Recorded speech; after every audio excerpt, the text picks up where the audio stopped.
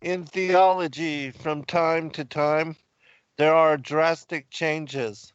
A new view of man, world, and God begins to prevail in the theological community, where the whole and its idealistic appear in a different light. Hans Kung, The Paradigm Change in Theology. Welcome, friends, readers, listeners, and viewers from across America and around the world. Thank you for joining us this evening here, July 4th, the Independence Day of America, and happy birthday, America, and for all you patriots. And I just pray for our country and for peace and, continued well-being for and health, goodwill for everybody. I am honored to have as guest with me this evening both W. Kent Smith and also S. Douglas Woodward. Doug, are you there, brother? I am. How you doing, Zen? Oh, I'm honored to be here in fellowship with you guys, and I that's great. thank you again for your willingness to come on. Kent, are you there, brother? I am, sir. Ready, willing, and able, Captain. All right, excellent. Well, let me give you a chance first, Kent, to give out your website, contact information, and to talk a little bit about your book and your availability, where people can find your work. Sure. My website is called LostStoriesChannel.com at www.loststorieschannel.com, of course. That's where you're going to find my books, particularly, and the one we're talking about lately is The Tales of Forever, The Unfolding Drama of God's Hidden Hand in History, which is focused on the 5,500-year prophecy given to Adam and Eve after they were exiled from the garden, and where it weaves in the apocryphal literature that's been essentially suppressed, as we've been discussing on the shows, by the sort of the tradition-bound church. Not that we're condemning them for leaving those books out, but we do think that it was part of a lost history, part of God's plan to have this literature there and sort of get lost. And so it's all about the 5.5-day prophecy, and I've looked at synthesizing these books and comparing them to the canonical scripture, and in an effort to recover this 5,500-day prophecy as opposed to the 4004 BC prophecy that we're typally have grown up in post-Reformation times, a la Bishop Ussher. So, and then also Amazon.com, of course, you can get it, the book as well, and then also on the Sacred Publishing, Sacred Word Publishing website, hosted by our friend and colleague Zen Garcia. Yeah, certainly this 5,500-year prophecy has been something that has brought us all together in individual discovery, and it's a blessing to have each of you as confirming witness to what has become lost knowledge, and to be able to discuss and bring that to new light for consideration has been extremely exciting. Doug, if you would, give out your website contact information, and also speak about a few of your latest books. You're a very prolific writer, so I'm busy all the time. So my website is faithhappens.com, faith-happens.com. You can also find me by just typing in a search for Doomsday Doug. That'll take you to my website if that's easier to remember, and it might be. So, my books are available now on my website. If you're interested in the ebook, the Kindle version, or one of the others, you'll have to go to Amazon or to Apple for iBooks, or Amazon for Kindles. All of my books, except my most recent one, are out there. And let's see. So then in terms of my books, I've written quite a few, but who's counting, right? Right. And so the most recent book is Rebooting the Bible. And that is the story of really uncovering the conspiracy that it's been known for 2,000 years almost, but it's not been publicized very much within the confines of the church. That there was a conspiracy on the part of the Jewish rabbis at the end of the first century after the temple to alter the Old Testament, to alter the Tanakh, so that the prophecies that speak of the Messiah would be obscured, so that it would not be so obvious that Jesus fulfilled them. So I lay that out. The other part of the book is to address the chronology, because this is what brought really the three of us together. Is one of the references that I stumbled across as I was looking at the Septuagint chronology compared to the traditional chronology that's in the King James and is made famous by Bishop James Ussher, which is it's a 4,000 year chronology, as Kent mentioned, between Adam and Christ. But the Septuagint talks in terms of a 5,500 year time period, roughly, between Adam and Christ. And so I came across that, and it became apparent to me that was one of the factors for why the rabbis changed the chronologies in the Hebrew in Genesis 5 and 11. And they did that to take a bunch of the time out, because they wanted to disqualify Jesus as being the Messiah. They wanted to suggest that he arrived on the scene 4,000 years from Adam rather than 5,500, which was what the prophecy that existed before Christ. That prophecy said that. So anyway, so I've written a lot of books. That's the most recent. I've written, most of my books are on Bible prophecy. The Next Great War in the Middle East is one that's still very current, talking about the Russia versus the United States, and laying out a scenario that I believe is still coming to pass, which is covered in that book. There's a book called Revising Reality, which is really dealing with cosmology, but it's dealing with things like angels and the Nephilim, and how does that all figure into a cosmos. And then a book I wrote with a fellow named Gary Huffman called The Revealing. And in The Revealing, we really deal with that verse, I think it's Romans 8:19. It talks about how the creation is waiting for us to be revealed. That as soon as we are revealed as the sons and daughters of God, that the whole creation will be made afresh, and the corruption that's inherent in the universe will be eliminated. And so the book The Revealing talks about what happens to us after the rapture and before the visible second coming of Christ. And so, different people have different views as to when the rapture occurs, but there's an interim period, and I think it happens to be more than a day between the rapture and the second coming. And so anyway, so that book covers some pretty interesting issues that are throughout the Bible, but again, not well discussed and talked about in the church very much. So that's my story. Awesome. Lots to cover there. With regard to the interim period, how long do you think that period is? Is it a week, or because I've heard that mentioned also, that there's right. Right. Yeah, there's of course the standard views would be the pre-trib view, the mid-trib view, the pre-wrath view, and then the sort of post-trib view. The view that I hold to, it would be considered a pre-trib view, but it's really a pre-trib view, because I believe my reading of the scripture would suggest that the actual period really of the final sort of the end days, or the day of the Lord, I believe it's probably a 10 or 10 and a half year period. And I believe, just to sort of lay the cards on the table, that the United States is attacked by Russia and other kingdoms of the north, which enables Gog and Magog to move against Israel.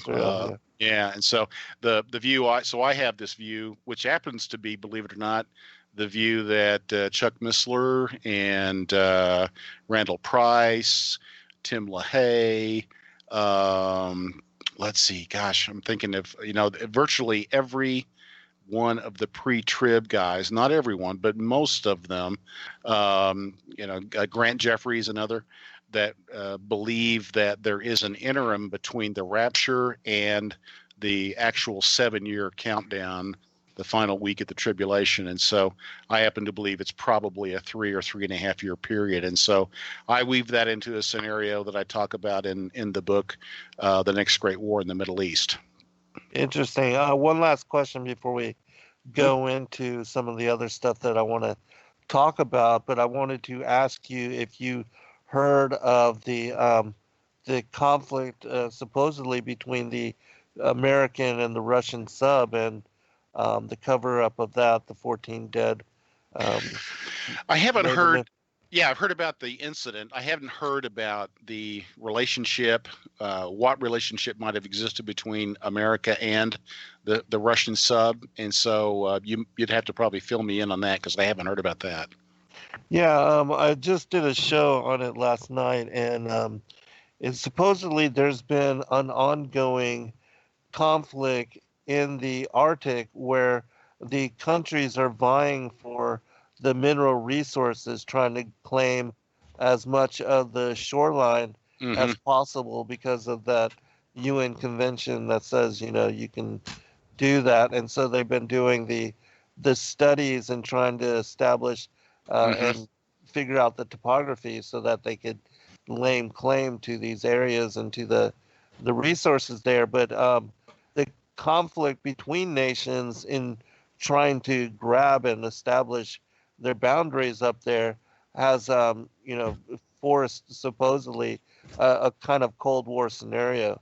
And from what I understand of this particular conflict, that it went down on July 1st, and it was an incident between an American sub and also a Russian spy sub, and supposedly one was torpedoed, and 14 to 25 crew members of this secretive spy sub, this Russian sub, that they were attacked, if that's indeed the story. And then both Trump and Pence, and then also Putin and his intelligence people, some meetings were stopped and canceled, and emergency sessions were entered into, and yet this is now still being covered up. But of course, there's also the ongoing conflict now with between Israel and Iran, and them having reached a point of no returns, supposedly, and Israel is ready to, unleash fury on them and to stop their nuclear program at all costs. And so, so what do you think about that? Well, I think there's. I'll jump in, and Kent, you may have a comment too. Certainly. I think there's there's been probably a number of actual direct combat instances between the U.S. and Russia. I think there was some pretty clear ones that were occurring in Ukraine. I had really sort of one kind of secondhand information, you could say, one person removed, of some Americans that were injured in fighting in the Ukraine, where they were engaged with the so-called Green Men at the time, which were Russian, probably Spetsnaz, they're special guys. They were coming in without any markings on their uniforms in the eastern part of Ukraine when that was really a hot situation. It still kind of is, but So I think that there are from time to time direct confrontations. I think that it's not in the interest of either country to broadcast those, because I think the world kind of holds its breath if it looks like that the U.S. and Russia are going to go into a direct conflict. And so I think that they both just, these things happen, and they elect not to talk about it. That's kind of my read on it. Yeah, I think you're correct. And I think that, these kind of skirmishes are happening, but certainly they don't want to take it full blown yet. But we know that, from prophecies like Dmitry Dudelman and others, that they are, that there's a vision and the prophecy of a coming attack on America by Russian nuclear subs. I think that Syria also, that there's been engagement and overlapped in that particular country. And and so I think certainly there's probably some things happened during the Iraq confrontation as well, I think. So so these things they happen, there's just enough going on around the world in different places. There are a lot of hot zones in Africa that the public doesn't know about, where we're engaged actively militarily, and Congo and some other places. And so it's there's a lot we're not told. Right. In Venezuela now and Yeah. Cuba and other places. Yeah. Yep. Kent, did you have a comment on, just kind of the stepping up of what seems to be harbinger for this uh, third war that's been spoken about, and Sure. that, it's been the protocols and all that also seems to talk about it, and that they're orchestrating these kind of things. But yeah, if you would. Well, I would always mention the fact that again, like we've talked before, Doug's the historian, and Zen, you're an expert in these biblical stories and the apocryphal literature too. But my consideration is always, like I say, what does the apocryphal literature say about it, and how does it harmonize with our canonical Bible? How about a comment from Second Ezra that might sort of shed some light on this whole thing? Have you guys heard of Second Ezra? Oh yeah, one of my Oh favorites. yeah, it's one of the confusing things we might talk about is Mhm. whether Second Ezra is really Second Ezra or is it Or for Ezra? third or fourth. Right. Yeah. Right, But right. because we discussed that, I think, in our second show, the impact of Ezra almost being like a second Enoch, after the Right. Babylonian captivity, right, Zen? That Uh-huh. he was actually given a similar parallel job to restore wisdom. So Right. in the same way that Enoch did, and he actually ended up writing what we call the 70 books, of which we have discussed that's the prophecy of the 5.5 days comes from. So. Uh-huh. But in the context of what we're talking about here, being World War III and the conflict between the East and the West, I've always been intrigued by Second Ezra 6:9, and it kind of speaks to this. And I don't know if anybody's even considered this because we're so conditioned to avoid these extra biblical books, right? So I just want to read this and see what everybody thinks of this. So in Second Ezra 6:9, it says. And I'm reading from the King James Version, by the way, which is kind of interesting off this website. And it says, "Then did I consider these things, and they all were made through me alone, and through none other. By me also they shall be ended, and by none other. Then answered I and said, What shall be the parting asunder of the times? And when shall the end of the first and the beginning of it that follows? And he said unto me, From Abraham unto Isaac, when Jacob and Esau were born." When then Jacob's hand held first the heel of Esau, for Esau is the end of the world, and Jacob is the beginning of the one that follows. Yeah. Hmm. Very interesting. Yeah, it is interesting. Yeah. That's World War III in a nutshell. Uh-huh. The twin sons of Isaac, who basically Paul speaks of in the book of Romans, saying, Jacob I loved, Esau I hated. And a lot of people forget they were twins. So they were, I mean, think about the drama of this in God's word, that the twin sons of Isaac were literally the same person, right? Same face. A lot of people don't think of that. And yet, in a sense, like I say, these are microcosms. These are, as we always talk about sort of the allegorical nature, right, Doug, of the Bible. Sure. There is truth, and it's almost like poetry in God's word that is more than poetry. So Esau is essentially a metaphor for the side that's against the house of Israel, or the Israel and all its many incarnations throughout the Western nations, that I would see. So you can see there is going to be this conflagration, and but what's the loci, right? Where's the center point of this conflict we're always trying to find? And in just one simple sentence, Esau is the end of the world and Jacob is the beginning of the one that follows. There's just a lot of truth that can be mined from that poetry. Sure. Right. Sure. Yep. I think one of the things that we tend to forget is that Esau and Edom are really synonyms. That Esau was the person, but Edom was the nation and the people, and of course Mount Seir, Petra, and all those things are associated with Edom. And there's Zen, you would know about this. Which I don't know much about, but I think there's been a lot of discussion about whether Edom, in fact, was the Romans. Did they migrate and become the Romans? Yes. Because I do believe so. Yes. yeah, and so there's certainly there. I think metaphorically, in fact, chatting with I have a Jewish rabbi that's a friend, and chatting with him, it's, the Romans and the Edomites are both really viewed as those that oppose, the plan of God, that oppose Yahweh. Right. It's also connected to, the division of Ishmael and Isaac. That Mhm. they represent the same conflict and the same kind of division of the sides.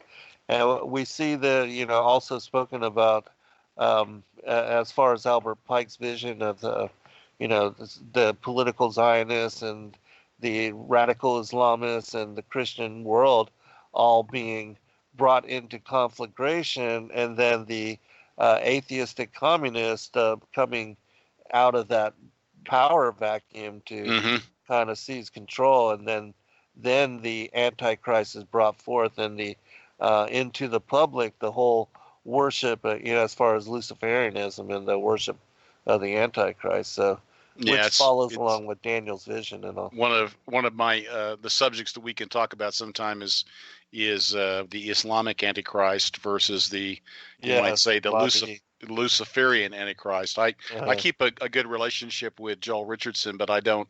Joel and I disagree on this, but we keep a good line of communication open on that subject. right on. Yeah, definitely. There's lots to be said. I mean, we could talk about Ezekiel and also Jeremiah 50 and 51, Hmm. uh, the nation of unwalled villages, the hammer of the world, those kind of things, which I believe are connected to America Hmm. in prophecy. And a lot of people believe that we're excluded, but I think that Mystery Babylon has connection to us to some degree. So, You bet. uh, Yeah, I do yeah. too. I've, as you know, I've written several books on that topic. The Final Uh, Babylon being probably the bestseller of those. And so yeah, I violently agree with you.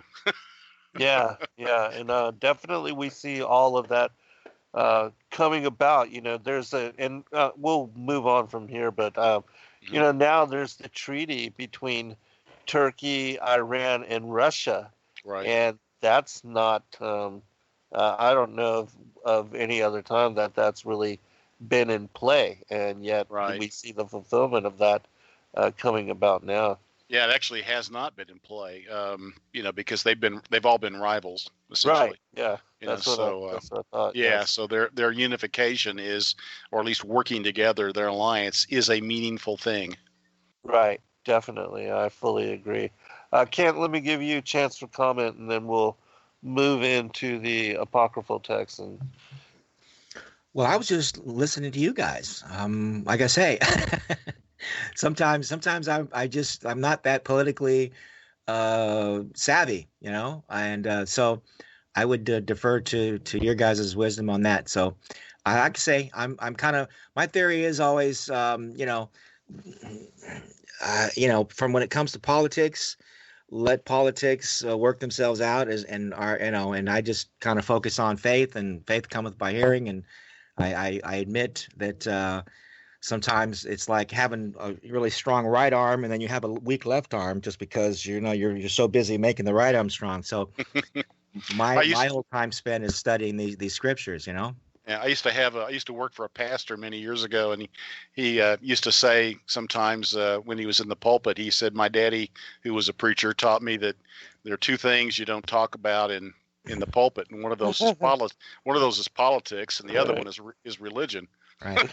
But I can say now that I've said that I can argue with myself and say, but I do believe that again, when you look at the scriptures like this, Esau being the end of the world, I would look through these kinds of scriptures as a prism to studying politics. So as I'm hearing politics and all these machinations of, like you say, Turkey and the Islamic nations. Again, I love Islamic people. I love all people. I'm not a hate mongerer by any sense of the imagination, or because that's what America's all about. America is a place where we all can come together. But I am a little suspicious that, yeah, there is definitely a war brewing.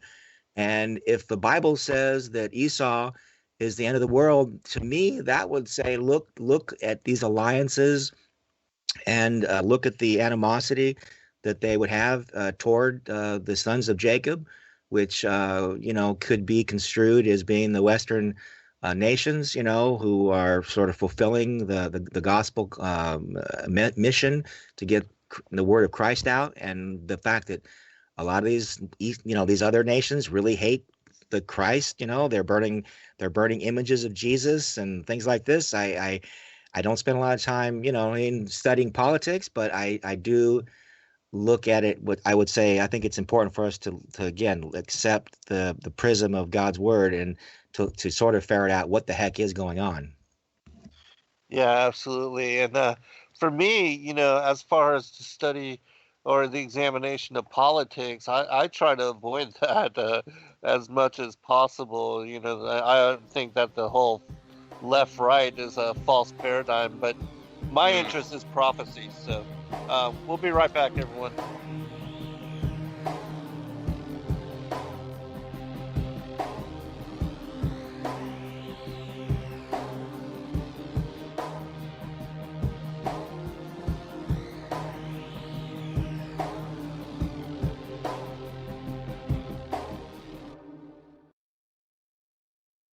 You are now tuned into the truth frequency. Your protection from deception. TFR. Truth Frequency Radio. And in those days, there were giants in the land, and the sons of the angels of God looked upon the daughters of men and found them fair, and took of them wives, and their sons became of old great men of renown. So they have been mixing with us on a genetic level since the time of Enoch and Ezekiel's will. Here on Earth we're intrigued by the sun, moon, and stars, and imagine there's got to be planets like ours. Some conceive of a face on the surface of Mars, so in need of a meaning and purpose we've lost. That indeed they believe that these might be our gods, or that maybe with time we'll do right and evolve and eventually reach what they seek and then solve all the problems of man. But they really don't know that they fall in the works of our hands are but just filthy rags. So we travel the lands to dig up our past time, our lapses, and with it are much of the facts. Some imagine that gods came in alien crafts. They react in this way, they're so All right, welcome back, everybody, for a second segment. We're going to move into the study of the apocryphal, pseudepigraphal, and extra biblical materials, and why we believe that I at least believe that before somebody condemns and criticizes and judges a text, that they should at least read it. And, and after having done so, then allow discernment to decide whether, there's anything of interest. And certainly I don't believe at all that, all the extra biblical material is inspired in any manner, but certainly I do believe that there are lots to consider, and that in studying a lot of this material, that we can gain clarity on the foundation of what is the canonical materials, and things that may be ambiguous within them. And so I'm going to turn this over first to Doug, and he's going to make mention of, and also we can link, Doug, I'll post in the chat room the link to your article, and if you would tell people where they can go to find it, read it, and study for yourselves, because it's very interesting. Yeah, I tried to write, it's a lengthy article, but I tried to cover, all the key issues in it. And if folks listening tonight, if you want to go to my website, you can kind of be looking at the article. You go to faith-happens.com, and on the front page, go down one or two of the entries, and you'll see books banned from the Bible. What is missing from our Bible today, and why? Books banned from the Bible. And so what we had talked about before that I would do here as a way of kind of serving up the program and kind of putting things on the table for us to talk about is just provide some kind of a framework for what we're talking about when we say apocrypha and pseudepigrapha. I think I can finally now pronounce pseudepigrapha. For a long time I had a hard time trying to figure out what the right emphasis was and what syllable. But anyway, there's essentially I think everyone has heard the term canon, and we're anyone that has read the Bible with any deliberate intent, certainly understands that there are in the Christian Bible 66 books, 39 in the Old Testament, 27 in the New. In the Jewish version of the Old Testament, I could say it that way. Sounds kind of funny to say that. The 39 books are compressed into a 24, I believe it is, and because a lot of the books, like First and Second Chronicles and First and Second Kings and Nehemiah and Ezra and so forth, are all kind of collapsed into the same book. But anyway, essentially the Old Testament that is known as the Biblia Hebraica, which is the Jewish Bible, was adopted by essentially all Christians, with the exceptions of the Greek Orthodox Church and the other Orthodox churches. So the Catholic Church and the Protestant Church both adopted the Hebrew Bible as our Old Testament, and there are some problems which we'll get into and talk a bit about. But the Septuagint is the oldest of the Bibles, and it actually dates to about 282 BC, and it was a translation of the Hebrew, the oldest Hebrew, that's is different. Let's put it that way. The oldest Hebrew, original Hebrew Bible that Ezra would have worked on around 440, 450 BC. It is not the same Hebrew Old Testament in all details as the Hebrew Bible that was, we'll say, sort of remanufactured around the end of the first century AD, or about 550 years after Ezra. But in 285, really only about 150 years after Ezra, the Hebrew Bible was translated into Greek in Alexandria, Egypt, and in that process, the other writings, in addition to the Hebrew books, that were pretty much all in place by that point in time.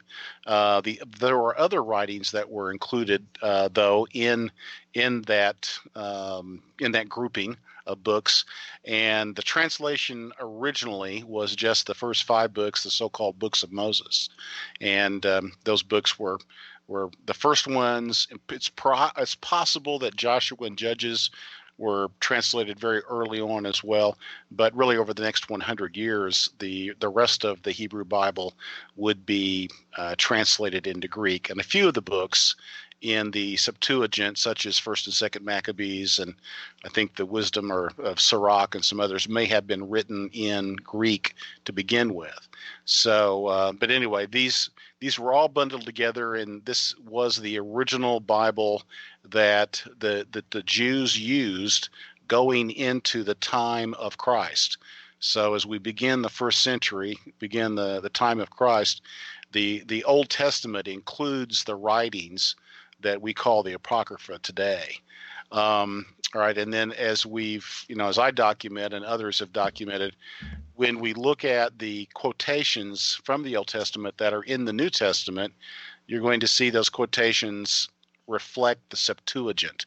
And I have done pretty extensive study. There's about 315 passages from the Old Testament that are directly or indirectly referenced in the New Testament, and those many of them reflect some unique wording in the Septuagint that is not well reflected in what is known as the Masoretic text, which is the Hebrew Biblia Hebraica that that's kind of come down after that time. Really began, we can think, as I said earlier, 100 AD, Rabbi Akiba, who was really the father of rabbinical Judaism, and before they were rabbinical Judaism, they were this group called the Pharisees.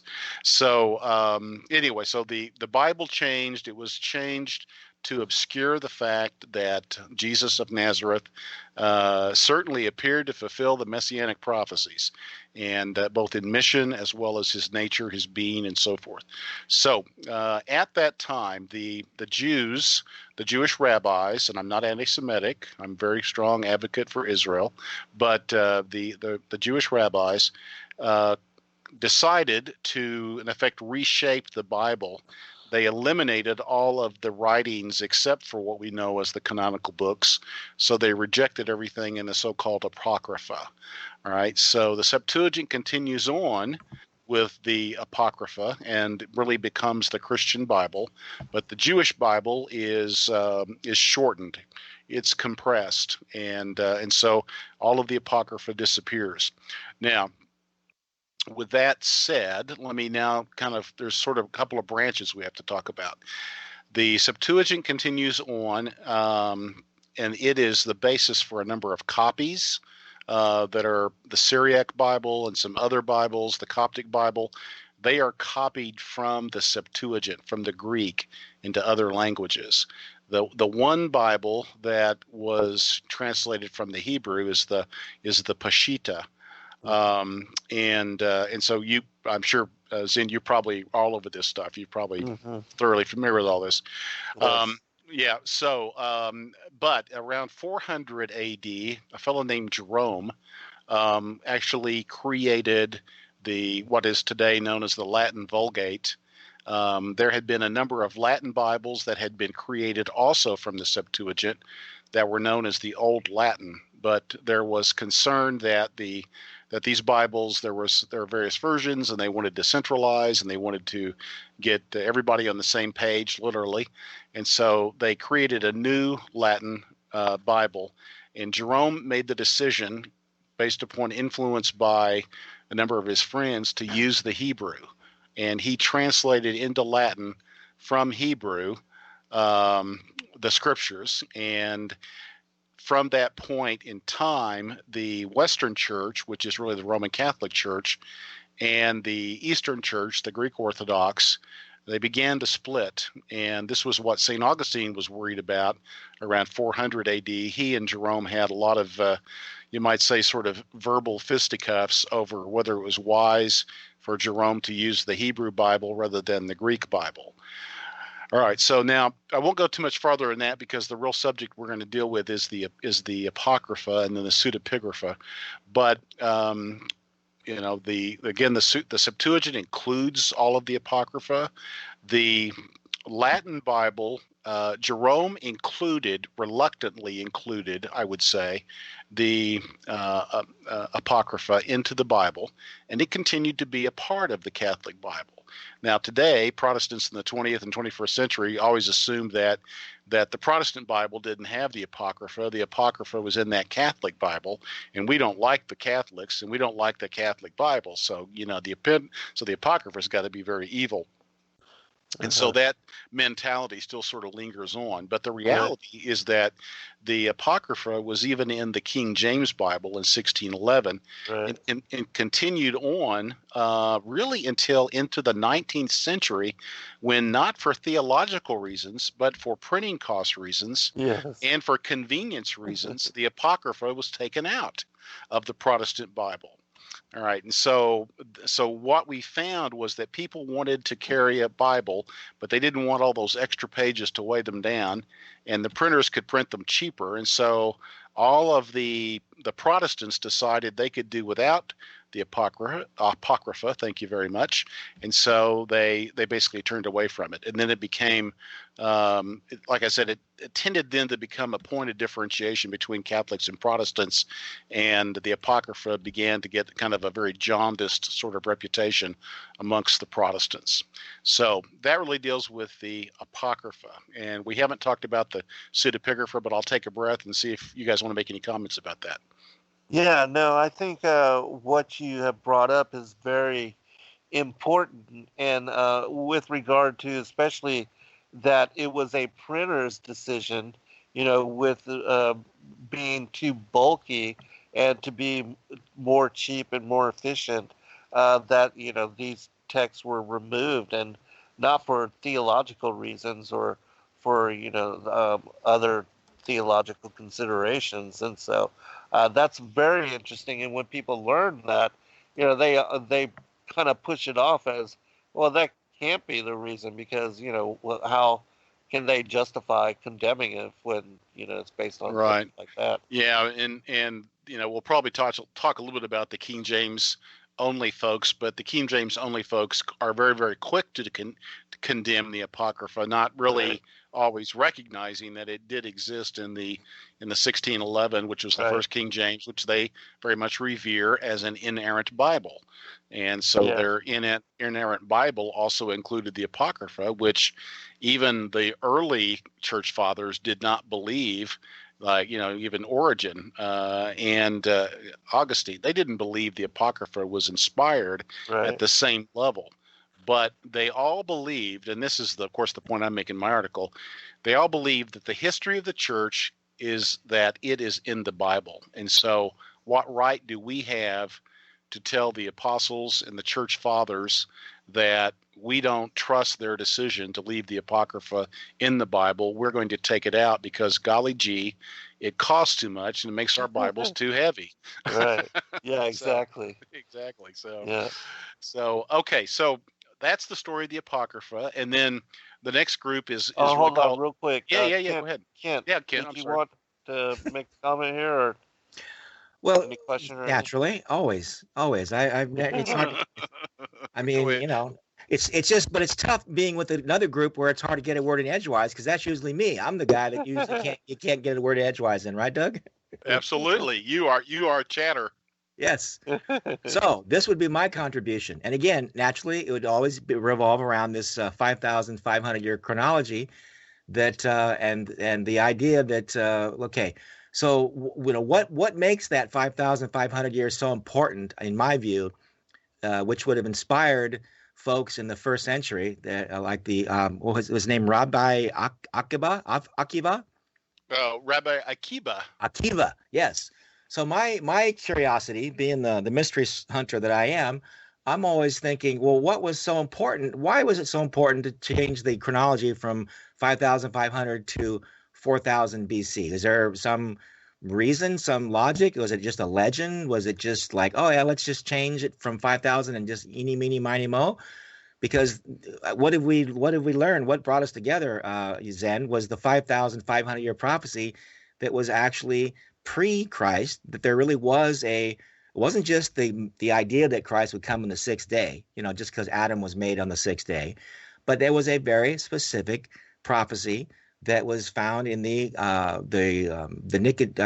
Nicodemus gospel, right? That was also very popular in the pre-Reformation days, and in fact, so much so that Dante actually was inspired by it when he talked about his Inferno and the so-called the census, and this was hugely popular prior to the Reformation. So, but it spoke of the 5.5 days, and that was the first time I had ever heard of your teaching through my friend Jeff Mazzara, when he said, "Hey, listen to this Zen guy," after he read my book.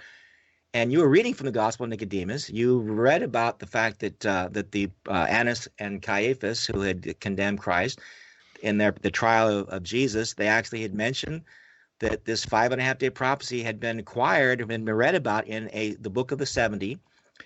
And so it was that was my idea, was okay, so there was a specific reason why they had to change the chronology from 5,000. It wasn't just a random figure that they were trying to erase. That was actually a specific figure. And of course, this all went back to the book of Adam and Eve, which again falls in that camp of apocryphal literature. So when I found out about Doug's book, let me jump in and clarify a couple things for the audience. Okay, we have to be in our discussion today. We have to be clear to distinguish between the Apocrypha, which are very specific books that are identified within the Septuagint, the Vulgate, and the Old Protestant Bible, we'll call it, and pseudepigrapha. And the books that you're talking about, you mentioned Second Esdras, which is really in the Septuagint's language. It's really for Esdras, and you mentioned Adam and Eve, and you've mentioned the Gospel of Nicodemus, and all those. Mm-hmm. Those all fall in pseudepigrapha. And pseudepigrapha is not in the Apocrypha, but it is called apocryphal. It's sort of identified by an adjective of being apocryphal. But we need to distinguish that, and because we want to talk about, I think what we want to get to is we want to be able to differentiate or delineate between There's certain pseudepigrapha that has gotten popular today, and then there's certain pseudepigrapha which you and Zen know a lot about, and the rest of us don't know much about. And that is, what you're talking about, the Gospel Nicodemus, Adam and Eve literature, and so forth. The books that are pseudepigrapha that sort of everybody knows about, that's probably listening to this broadcast, will be books like the Book of Jasher, First Enoch, maybe Jubilees, and a few others. All right. So, Right. but you're talking, just to clarify, Kent, and then I'll shut up once you finish. You're talking about a number of books that are pseudepigraphal books that were, supposedly written by Nicodemus or whoever, but they likely were written not by those individuals, but by other individuals, hence why they're called pseudepigrapha, meaning that it's sort of falsely autographed by somebody else. Okay, I'll Right. stop. All right. Right. And again, the reason I bring it in, because in our discussion about the apocryphal literature and about the conspiracy in those early centuries, my ultimate desire is to get people back on track to, okay, so Doug, you're writing about the conspiracy, but my question is, again, it's like the detective. What was their motive, right? You know what I mean? Was it just the idea? I mean, so we change it from 5,500 to 4,000. You see what I'm saying? So what? Totally. So, I totally see what you're saying. Do you see what I mean? Yeah. It's like, Absolutely. There had to be a motivation, and that's why I got interested in the 5,500-year prophecy, right? Because it looked like it was the motivation. Because now you have a motive, so to speak. So if I was Columbo or some detective, right, some CSI detective saying, okay, so there was a change in the chronology. So what? But if you say to me, okay, now he's changing God's faithfulness. Now there's a foci of when God said to Adam and Eve that I'm going to rescue, I'm going to come, one will come and incarnate into flesh form, as Zen describes it. Now you have God's faithfulness is on the line.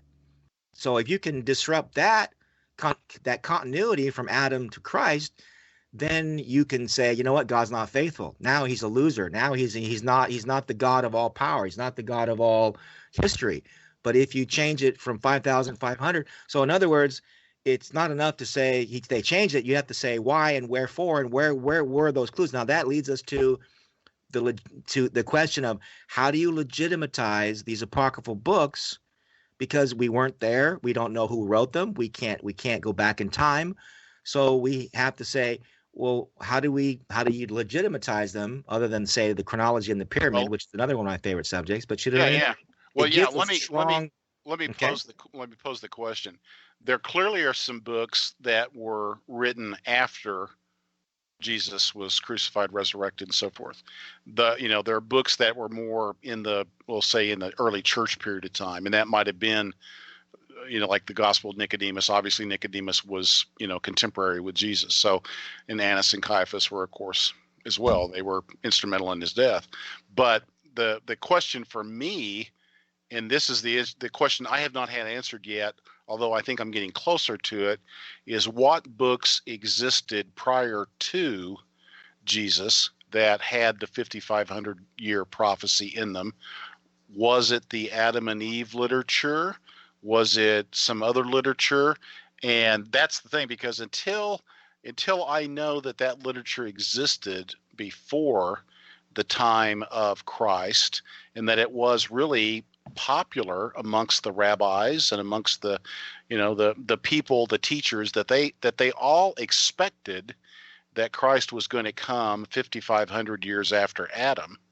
Once I know that they all believe that, then I go, yes, okay, now we know there really was a motive. But if we don't have any evidence that those documents, those books existed before Christ, it's harder for us. I mean, we can speculate that there were books that existed, but we can't really prove it as well as we could prove it if there were books. We know that they were written, kind of like the books in the Apocrypha that were written before the time of Christ. Most all of them. They specifically don't talk about this, but the other books you're talking about, Kent, do my question, and this is kind of one of the things we wanted to get into more along, kind of a little bit of a debate or discussion, is which books originated this idea of the 5,500-year prophecy? Right, and that's where I want to throw in. Great I'm sorry, question. we're coming up on the top of the hour, so I knew I was going to run out of time. But again, this is where I come in with my kind of, again, deductive or inductive. I'm never quite sure which one it is, but my brain is saying in the same way. So you can't determine which books there were written. Maybe Adam and Eve. We assume their first and second book, Adam and Eve. We don't know who wrote them. We don't know that, but we do know, again, there was a supreme motivation for these people to change the chronology for some reason. And if there wasn't literature saying there was a 5,500-year prophecy, then there would have been no motivation. So if there was no motivation, there would have been no, in our view, sort of, in this scenario, a crime, right? No motivation. Yeah, whatever motivation existed, we don't know what it was. We don't know what it was, but it was strong enough for them to have to change the word of God, to change their beloved old. Like you say, this is what was so astounding. The Jews were very strenuous. They were to the jotting of the I and the dotting of the T. They would not change a syllable, and yet they were willing to change an entire chronology. For what reason? Now, one other point I'll make before the break is that if we look at some of the church fathers, and I think you've got the quotes probably, Kent, at your fingertips, some of the church fathers in the 1st or 2nd century after Christ, they reference the 5,500-year prophecy. And there is evidence within a very short time after Christ that there was this 5,500-year prophecy, and they allude to it as if it was the motive, but we don't know exactly which books it might have been that existed, or where this idea came from, if you will. Which leads us to the Cave of Treasures. Perhaps. And to other primary Adamic literature, like especially with the book of Atum and Ua, which is part of the Thracian Chronicles, and I feel that the study of that affirms what we are talking about. That, like the book of Enoch and the prophecies of the coming of the elect one, the Son of Man, that it prophetically alludes to the coming of Christ and to specific detail of his coming as well, and not only his first incarnation, but his second, which I'll share something when we come back from break, which to give example of what we were talking about. Doug, did you want to finish a comment? Oh no, I'm good. I think that's a good stopping point, and we come back. We can dig into that, because that's really the evidence. We've established evidence after Christ. Let's see if we can find some evidence beforehand. That would be key. All right, we'll be right back for second hour.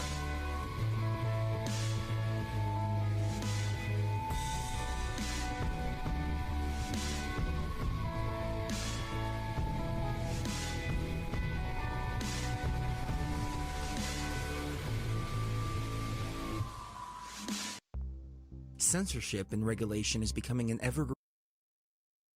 This is Truth Frequency Radio. The wicked ones obviously under heavy Masonic influence.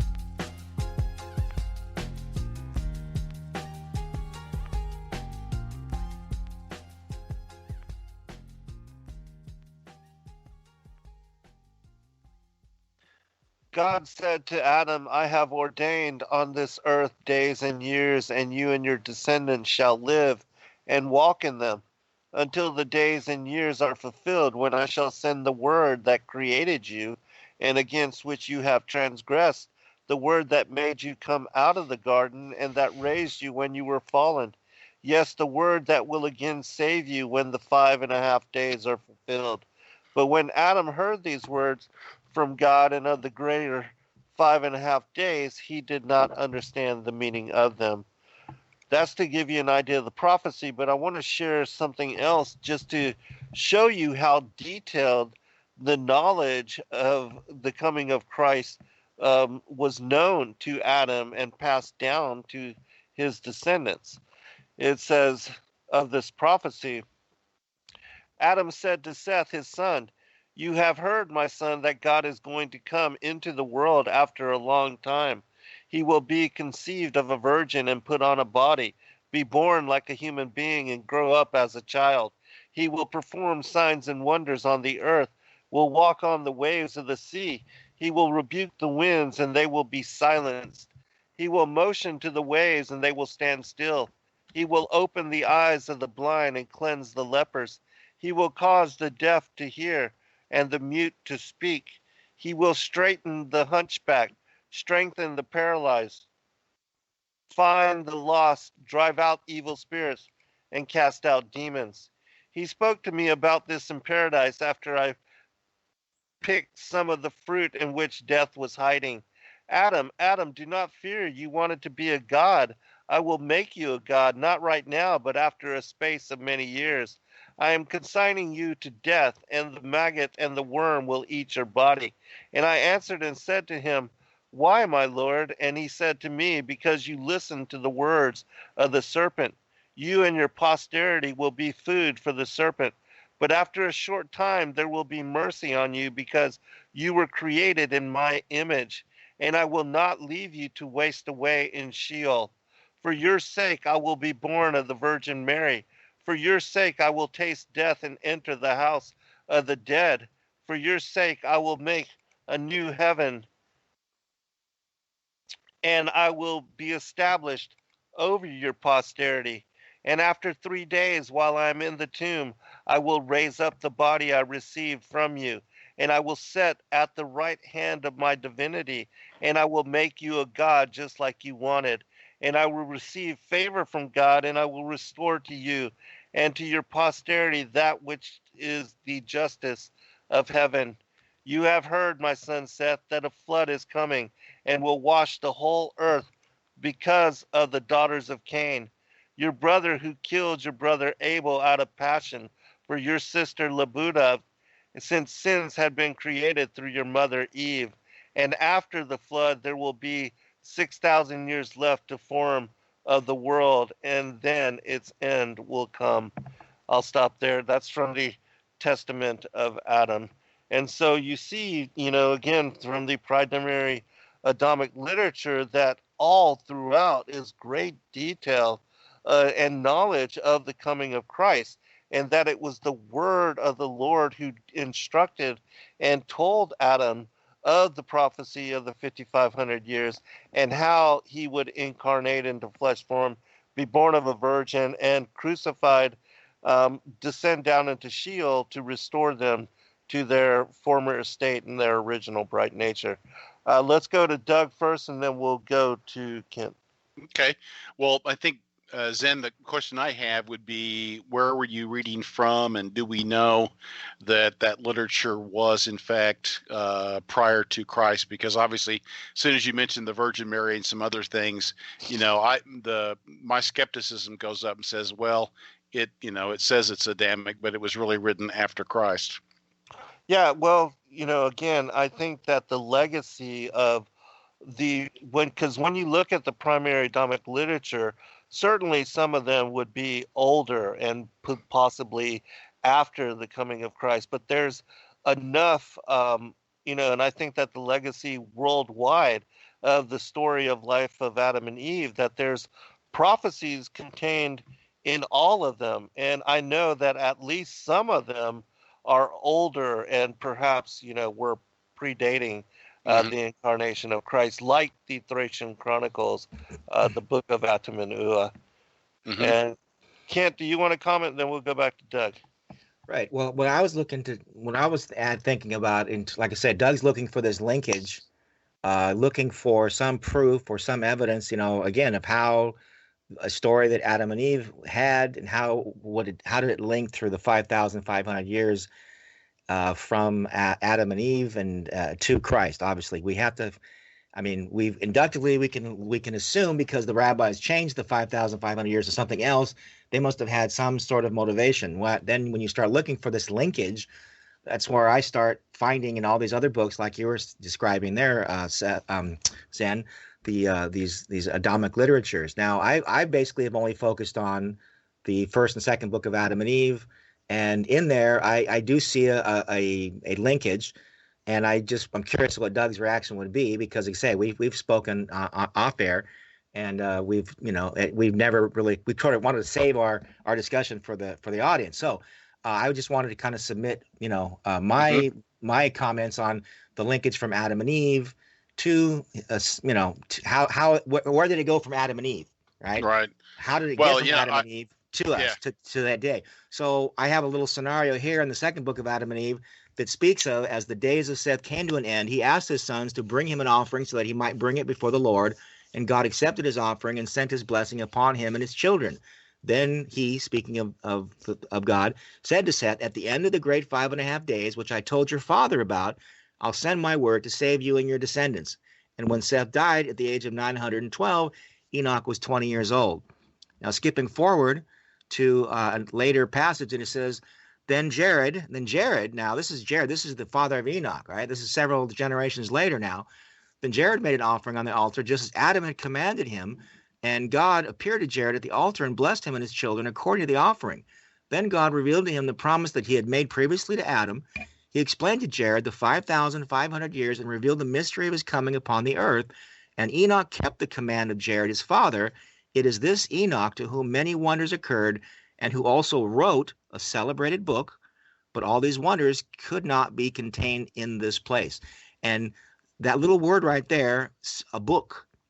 Now, people can argue, and they're going to argue all day long, all these, and these are Bible-believing people, which is so ironic.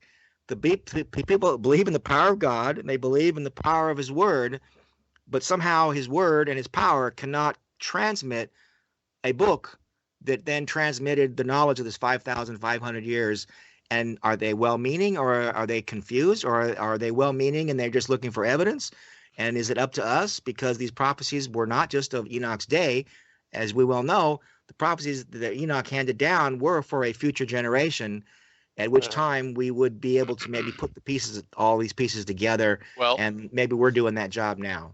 Okay. Now, for instance, I believe that one Enoch, which was, I guess you'd say scholars would generally, identify that book having been written in what's called the Second Temple period, which, places it sort of intertestamental. We know that one Enoch, the book of Enoch, was read and understood and appreciated by the church.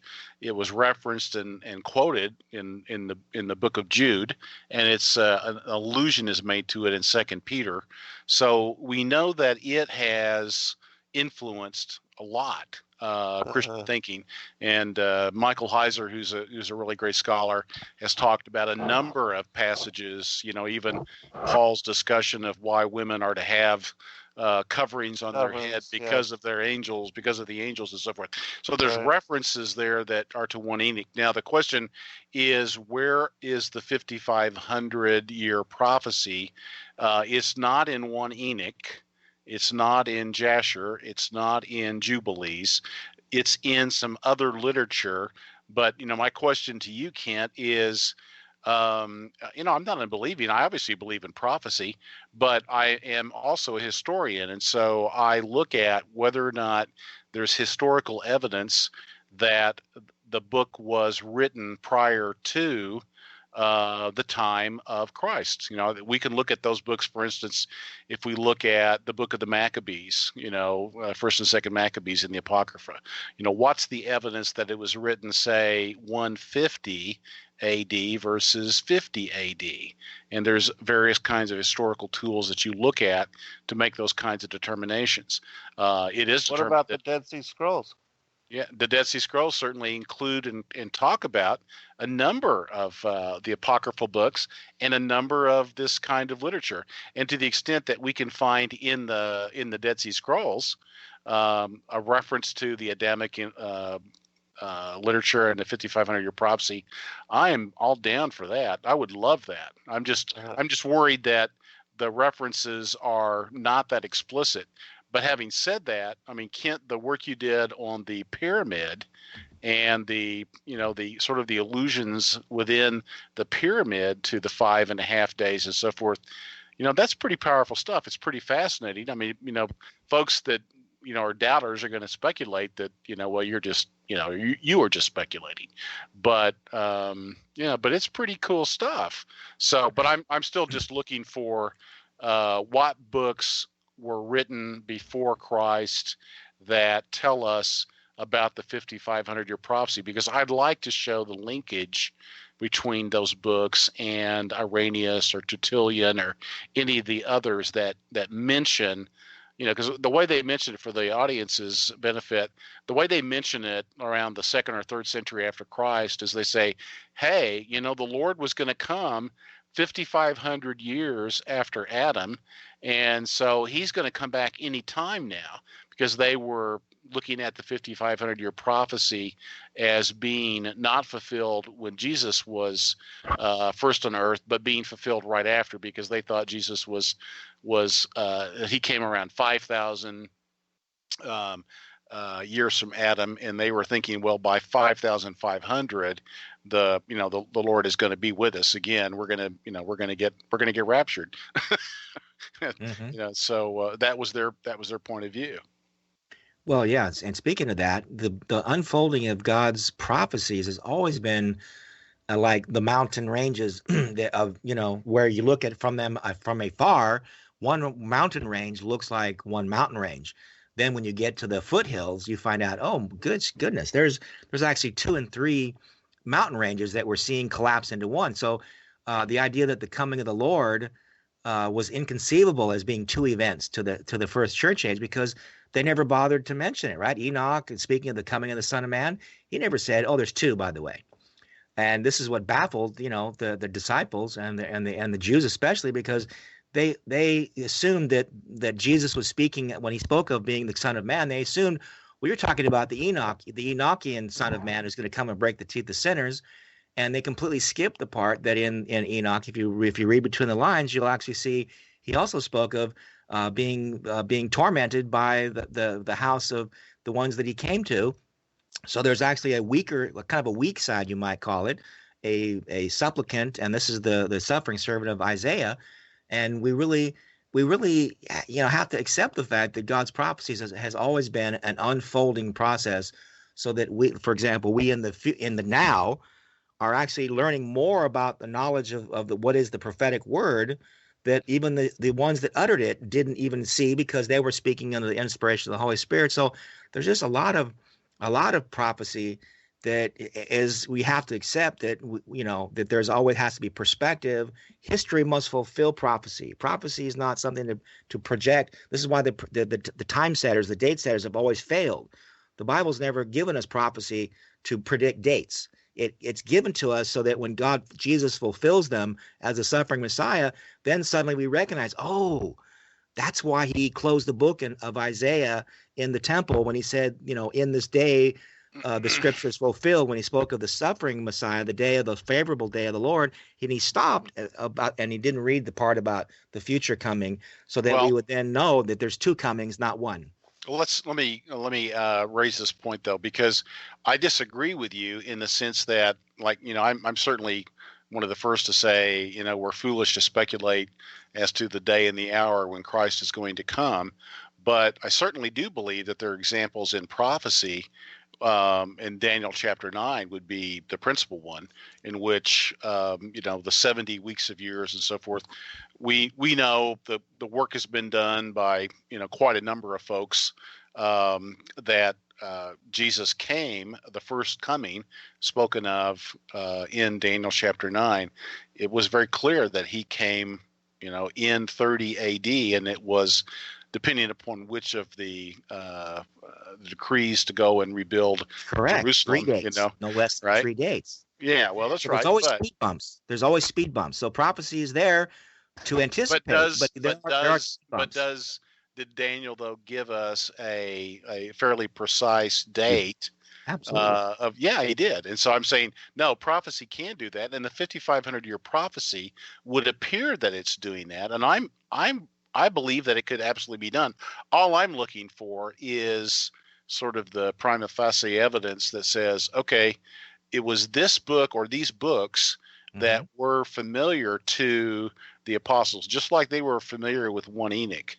All right. So we all agree they were familiar with 1 Enoch. We all agree that they were familiar with Jubilees. The book of Jasher is another question. I mean, I have a strong suspicion that the book of Jasher we have today is in fact a forgery, but that's, all of the pseudepigraphy, you have to look at each one of the books on its own merits to see whether it was likely to be true or not. So I'll throw out one other thing. I did have a chance, Zen, from the books that your folks sent me to read Budge's book, The Cave of Treasures. And so there's a number of lines in that book, because that book lays out what was said, and then Wallace Budge, who's really a extremely well known and highly renowned Egyptologist, that he did his work in the 1920s, 1930s. He did a lot of translations, and so he did translations, I think, of the books of Adam and Eve's. Yeah, the Egyptian Book of the Dead, which is his most famous, right? And so his interest, he did a lot of these translations for the British Museum, and he was fascinated by these apocryphal books. And so he talks about the Cave of Treasures likely being written as early as the 4th century by Ephraim the Syrian, but it could have been written in the 5th or 6th century AD. All right, so he doesn't make the claim that that book was written prior to the time of Christ, or that it was written, 3,000 or 4,000 years before Christ.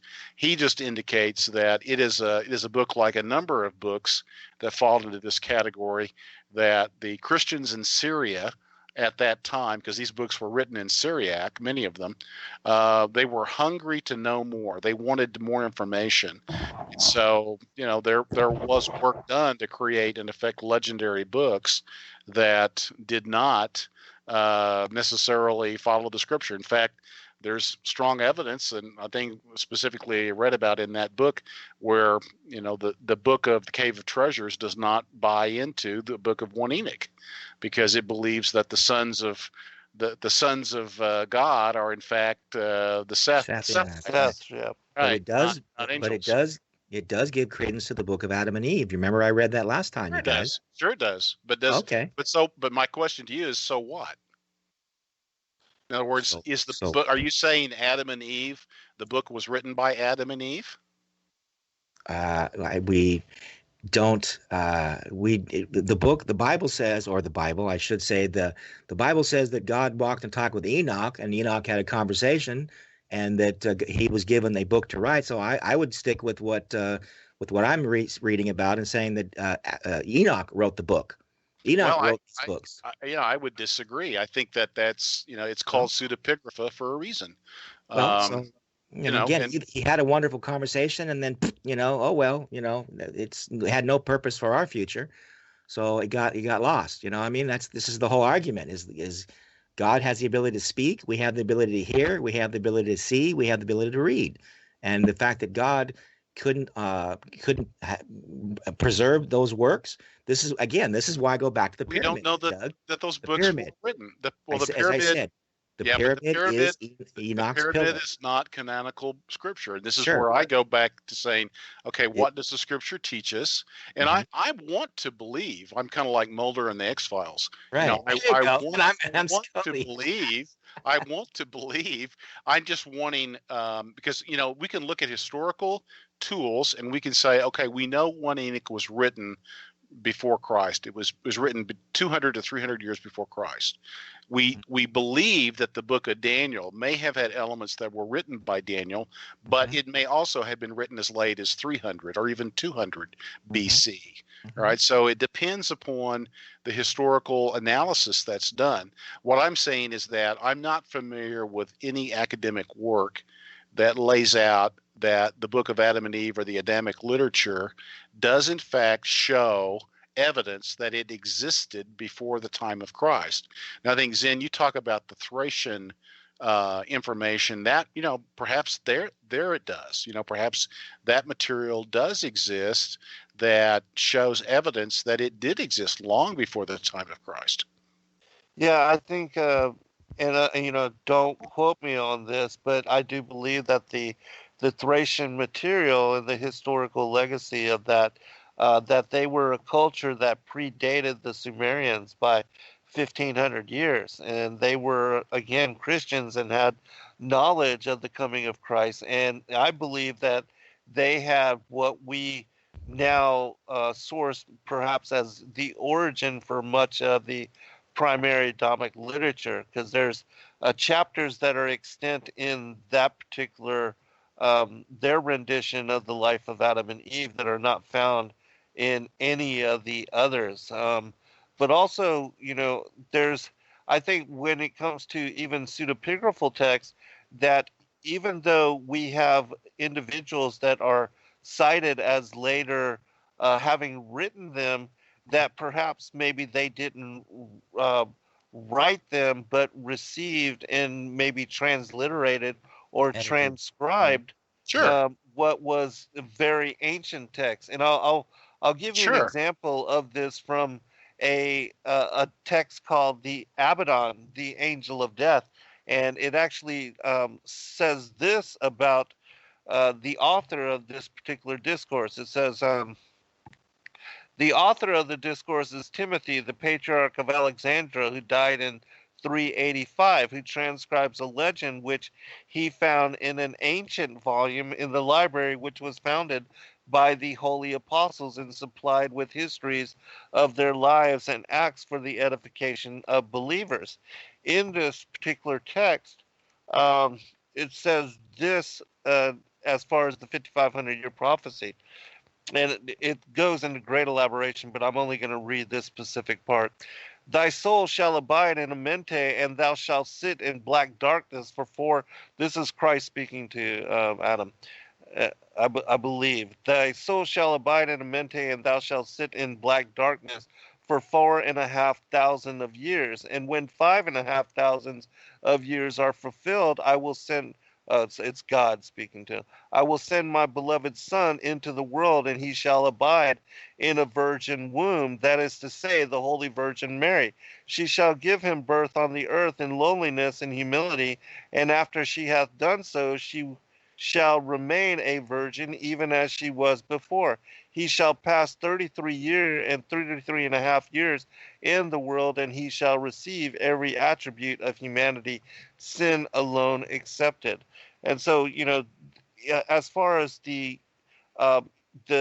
who originally authored the primary Adamic literature, I do believe that there's a legacy that takes it back to Adam and Eve, and that it was passed down even through Enoch, and perhaps even carried on the ark. Because with the Thracian material, I do believe that stuff was dug up, from this this antediluvian age, and that they were preserved in manner that they then the knowledge was restored to the Thracian people, and then they received the legacy of this information.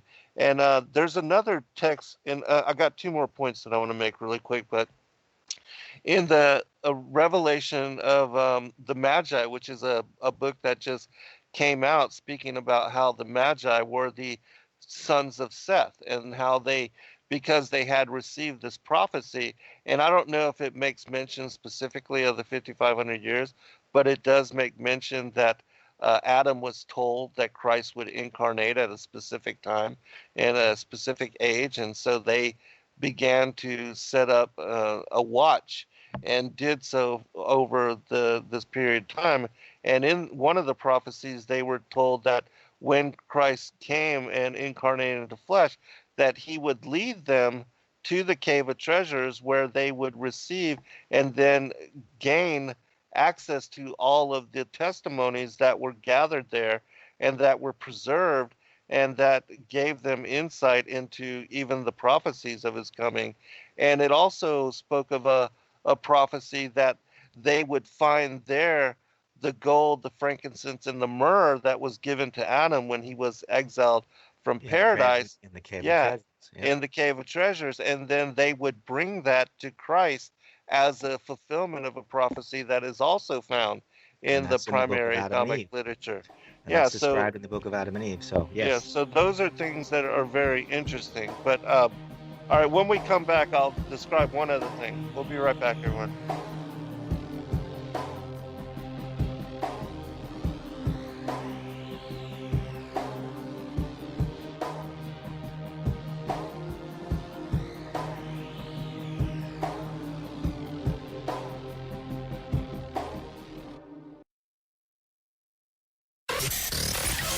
Real people, real radio. Initiating the truth frequency. This is Truth Frequency Radio.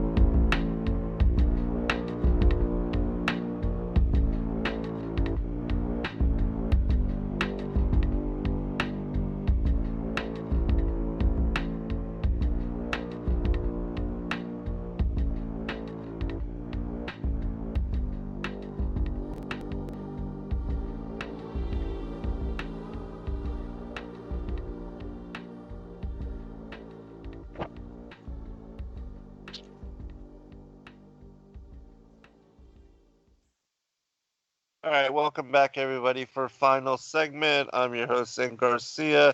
This is Secrets Revealed here on Truth Frequency Radio, and I have as guests with me both W. Kent Smith and S. Douglas Woodward, and we are talking about the 5,500-year prophecy given to Adam and Eve when exiled from paradise by the word of the Lord, Christ as the logos of his incarnation into flesh form, and how dying on the cross he would redeem them and restore them to their former estate.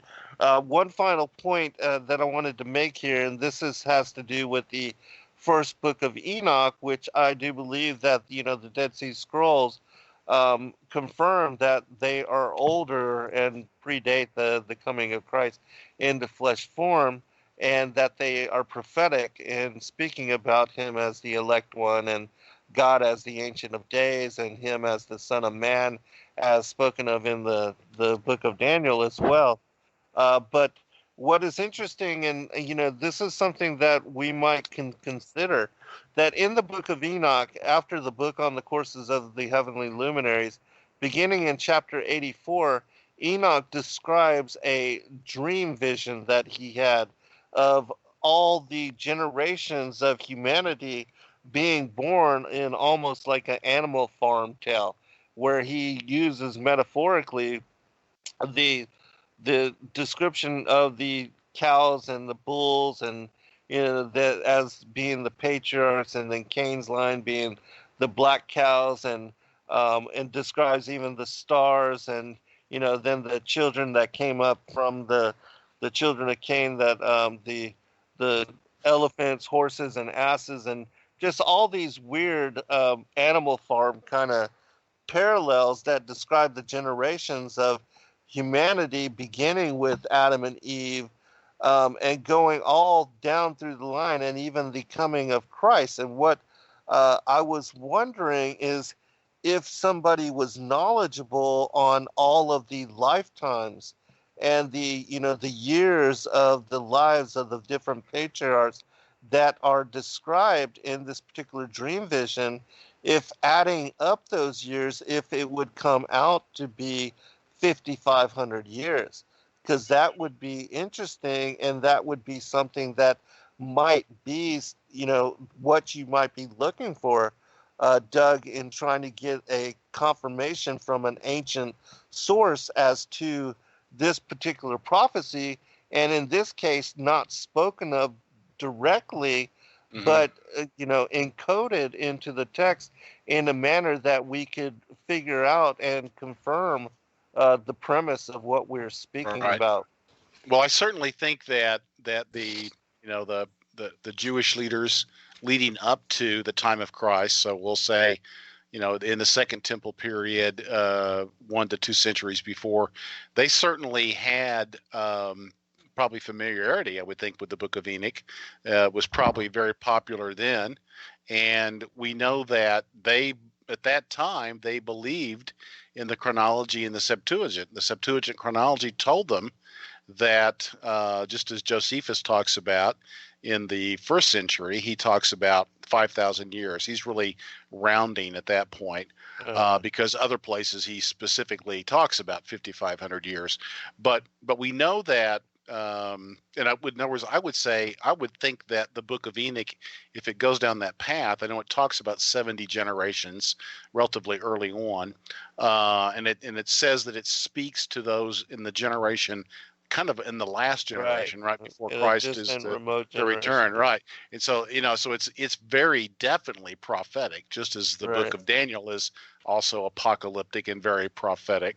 So I think it would probably speak to that. So there's no question that we know about the 5,500 years because of the Septuagint's chronology, and we know the piece we know, as I said, is that the church fathers reference the fact that it was in effect a common belief that that's when the Messiah was going to come. And so the piece we don't know yet is what specifically was very likely influencing the rabbis to cause them to change the chronology from basically 5,500 years from Adam to their time to 4,000 years. And we know that, by the way, it was broken up into 2 pieces. 1,386 years were taken out of Genesis 5 and 11, and the number varies. It's between 165 to 195 years were taken out of, in effect, the Jewish calendar, officially finalized, say in 160 A.D., the Seder Olam Rabbah by Yosei ben Haftalah, I believe it was, and there they take out 165 to 195 years out of the Persian kings after the time of the Babylonian captivity. And so those two things added together exceed almost 1,600 years. I think it's like 1587 or something like that.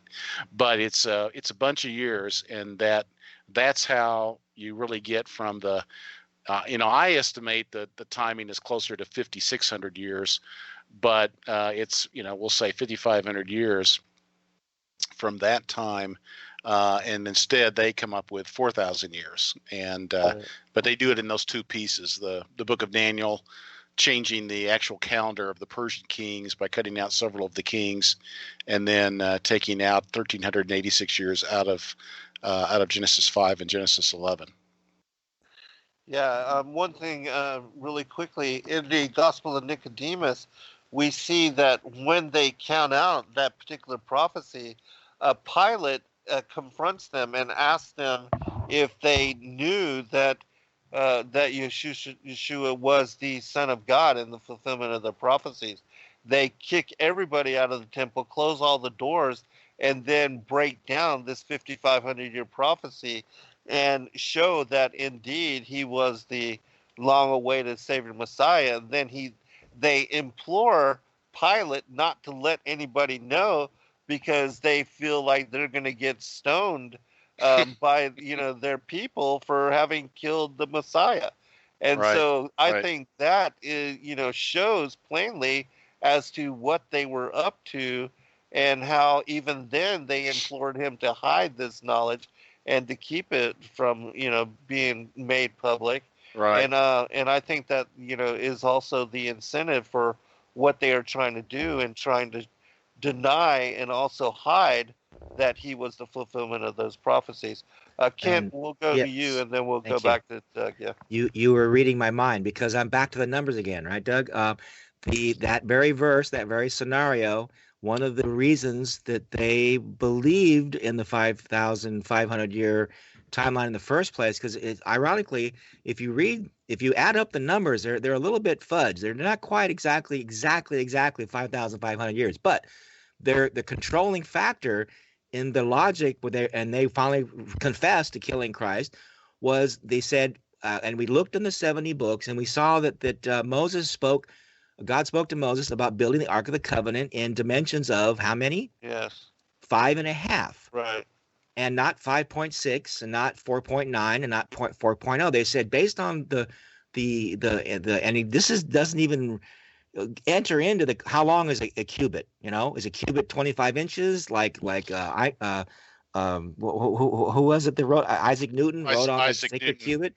Was it 25 inches? Is it 18 inches? Well, you know what? It doesn't really matter, because it does say 5, and it does say, it adds up to 5.5. It's 1.5 this and 1.5 that, and then 2 of that. You add it up, it's 5.5 cubits. So based on this idea of the Ark of the Covenant being built in the dimensions of 5.5 cubits, we therefore assume, based on that the Christ would come in the ark of a body after 5.5 days. And so we added it all up. And even they then realized that the 5.5 was the controlling factor, and not 4 and not 5.6 to argue about the preciseness of who said what and how many years. But the 5.5 is our controlling factor. And that alone would tell you why 100 years later they were trying to change the chronology from 5,500 years. Right. I think the comment I would make is that it seems very likely, almost a given, that there was an oral tradition that the Messiah was going to come 5.5 millennia from Adam to, he would come and become the Messiah on earth. I think there was probably a strong oral tradition. Unfortunately, I think that the stories like the Gospel of Nicodemus and all that, I wasn't there. I don't know that didn't occur, but you're going to have a hard time with any scholar saying, that absolutely did occur. It probably is an oral tradition that was set down as a story, a very good story. And it does hearken to the 5.5 year, I'll call it oral tradition. And so that's cool, that's cool. But I don't think you want people to actually believe that Annas and Caiaphas actually had a conversation with Pilate and they actually had this discussion, because there's zero evidence for that. The story is written down, but that certainly doesn't mean it really happened. I don't believe a lot of things that are written down, especially Democratic propaganda from the Democratic Party. Well, again, what are the odds then of these separate books? What are the odds of what is the second book of Adam and Eve? Excuse me, the second book of Enoch, the Secrets of Enoch.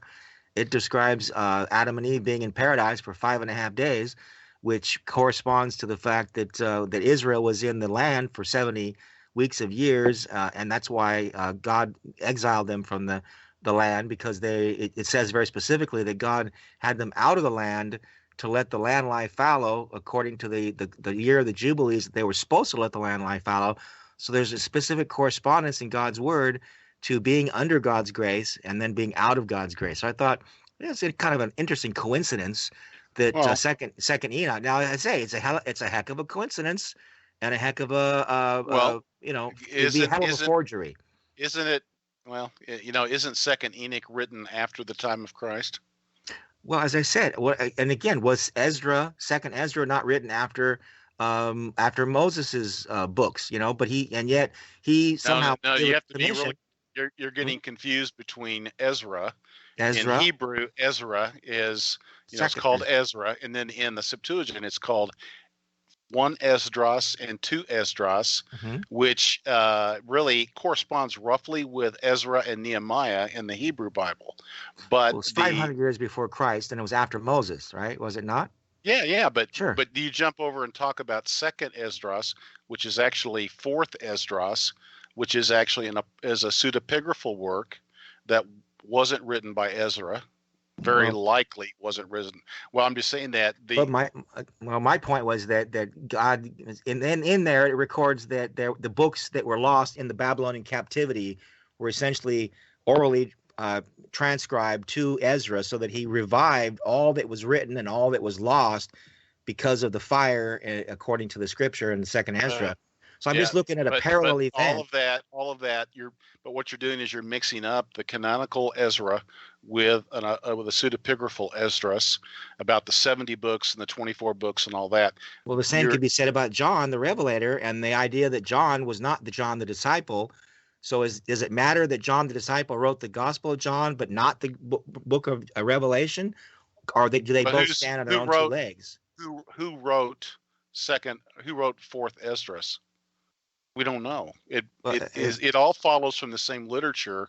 All the literature it adheres together, from what I understand. And I'm open-minded. I would love to have kind of a nice, strong historical case presented that says, okay, this book was written 100 years before Christ, and therefore we can really take a look at that, and we can understand that there is a prophecy here that was fulfilled. But my view is that most of this literature was written after the time of Christ, and the writers of it wrote it in such a way that they wanted people to believe that the prophecies were very literally given before the events occurred, but that they are legendary. That's my sense, and I think that there are distinctions. I think 1 Enoch is a distinction. I think it had a very strong case to be included in the New Testament. I believe it was Tertullian, but I could be wrong, that argued vehemently that 1 Enoch should be in the New Testament, but it was not. Ultimately, he finally said, okay, the church has voted. The church does not believe it should be. Okay, I'll give up. I won't fight it anymore. All right. I mentioned that in the opening chapters of Tales of Forever, so I'll try to scan for that, because I think it was Augustine and Jerome that didn't like the angelology of First Enoch, and because they were confusing it with the idea that Jesus was just the highest angel of the hierarchy. Well, of angels. Augustine was if I'm not mistaken, was the originator of the Sethite view, and so they did not buy into the idea that the sons of God. Yeah, it was Africanus. Africanus was the one who first mentioned the idea that the sons of God were the Sethianites. So that I stand corrected. My understanding was it was Augustine, but either way, he picked it up.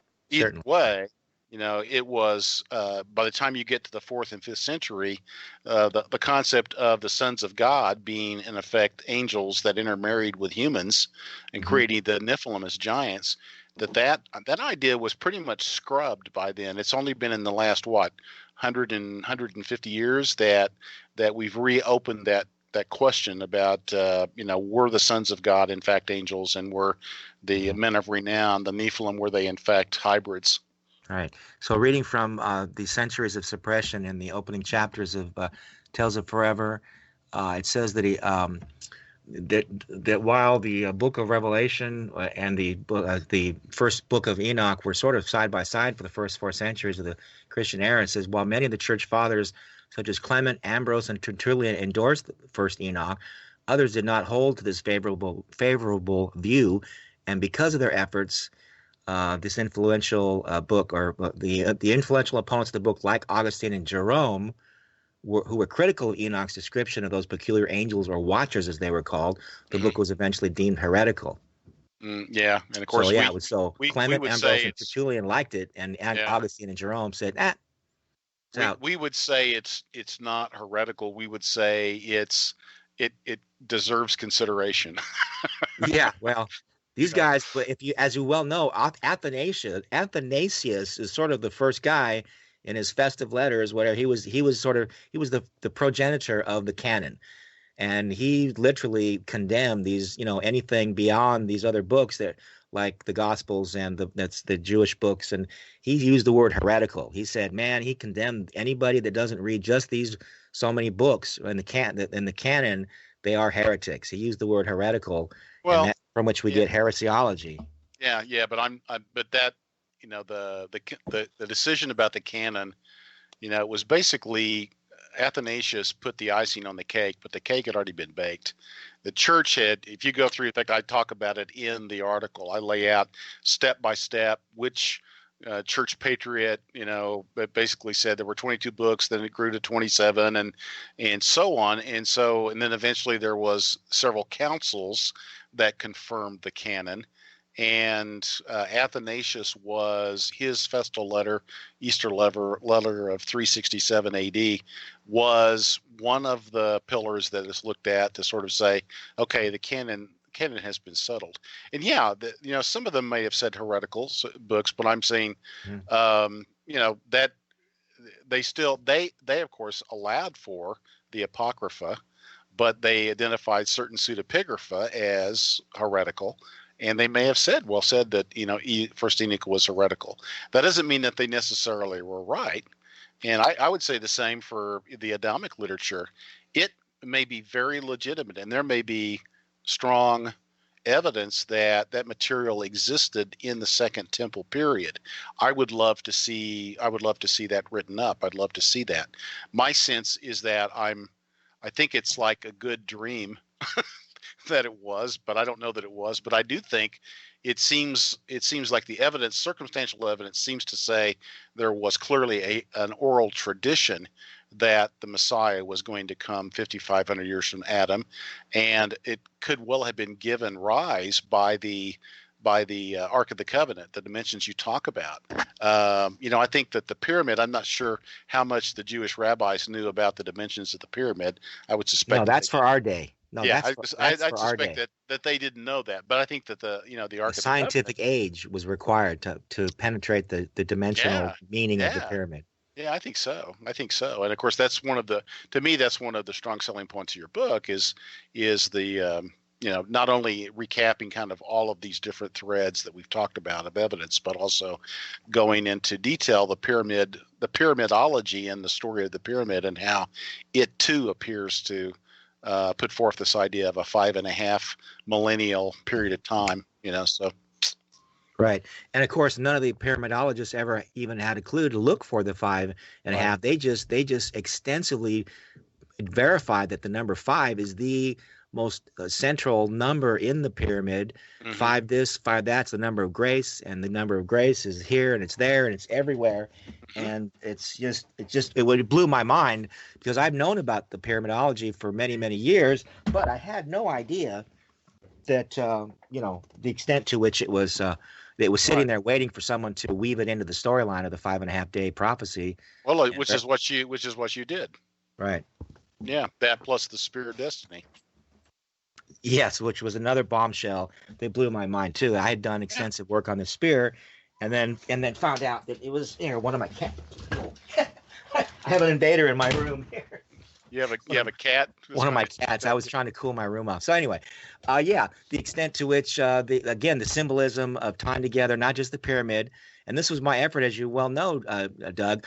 I understand the impossibility of going back and discerning to determine when were these books written. So I had to come up with, physical evidence and ways that we can figure out where the smoking gun lies to bring that metaphor back. So the idea of the pyramidology, the stones, Jesus said, if men don't praise me, the stones will cry out. Well, they've conjectured that the stones that are crying out are the stones of the pyramid, and the fact that it's Enoch's pillar. And that Enoch, I was looking for evidence that Enoch's 5.5 days, like you say, wasn't just in a book. This guy didn't just write a book. He wrote an architectural masterpiece that enshrined the 5 and the 5.5 days, and it was lying there waiting. And now, when you read Tales of Forever, you're going to read exactly how the 5.5 days is revealed there, and to provide a modern proof of this 5.5 days, as well as then the connection between the Spear of Destiny that allegedly pierced the side of Jesus and the Shroud of Turin, because everybody's looking at how do you verify the Shroud of Turin? How do you verify the legends of the spear? But the idea that it could actually all connect to 5.5, it's all there in a mathematical way to express it, and not in a arcane, hidden, impossible, you got to be a genius to figure it out. all these mathematical codes, which the pyramid sometimes does force you to try to do, and your mind is numbed out when you try to study the 4 volumes of Rutherford. But if you could just boil it down to the 5.5 days, and you can connect the Ark of the Covenant, the Spear of Destiny, the symbolism that's in the shroud, it's an amazing way, and the idea that it all ties together with this prophecy of 5.5 days. Well, and importantly, the Septuagint chronology, and that too, which to me is kind of the foundational point. Is once you understand that the Septuagint provides a very specific chronology of Adam to Christ of 5,500 years, then all of a sudden everything else becomes, kind of the epilogue to that whole story, One last thing, because we're down to the end of the show. But I think what is really interesting about this whole premise is that, God said that he would pour out his spirit on all flesh at the end of days. And that Enoch wrote his book for a remote and distant generation. And being in that fig tree generation, which I do believe we're the last generation, I think these kind of things are coming out for consideration. And that this is why we are even discussing these things. And so that to me is the most interesting aspect of this particular prophecy. We've got 3 minutes remaining. I want to give each of you just a minute to, comment in closing. Doug? Yeah, okay. I think that the literature that we've talked about that is pseudepigraphal, that I think comes after the time of Christ, I think it reinforces that very early on in the early church that there was an awareness, and it also reinforces, if nothing else, it reinforces that the early church knew that the chronology was 5,500 years, not 4,000 years. And just as Justin Martyr said, and others said, Irenaeus and so forth, the Jews changed the scriptures. And so the chronology was 5,500 years from Adam to Christ. And so now whether or not it was purely an oral tradition or whether there was literature written, to some extent, it doesn't matter. Although I just think it would be additional confirmation if it did. So I think it's legitimate. I think it's kind of a breakthrough point, and I'm enthusiastic about it. Me too. Kip? Yeah, well, again, I think, we're on the verge of literally what we were talking about in the first opening paragraph of your quote there, Zen, a paradigm shift. For 15 centuries, the 5,500 years was common knowledge. We completely lost that due to the backlash of the Reformation, right, where everything Septuagint was basically erased it. Now here we are 500 years later. Literally on the anniversary, we're back to it being brought back into form. It's our job to get it. It's the paradigm shift. All right, guys. I appreciate you. God bless everyone. Good night. Shalom.